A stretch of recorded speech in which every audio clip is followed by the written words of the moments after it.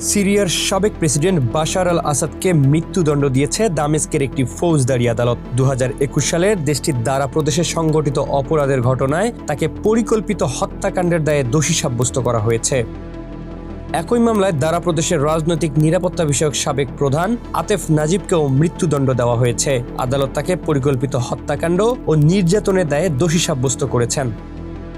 আদালত আসাদ সরকারের সংগঠিত অপরাধগুলোকে মানবতাবিরোধী অপরাধ বলে অবহিত করেছে। উল্লেখ্য, রাশিয়ার গৃহযুদ্ধের সময় বিদ্রোহীদের আন্দোলনের মুখে ক্ষমতা হারানোর পর বাশার আল আসাদ রাশিয়ায় পালিয়ে যান। দেশটির বর্তমান প্রেসিডেন্ট আহমেদ আল শারার নেতৃত্বে বিদ্রোহীরা তার সরকারকে উৎখাত করে। এরপর থেকেই রাশিয়ায় অবস্থান করছেন আসাদ।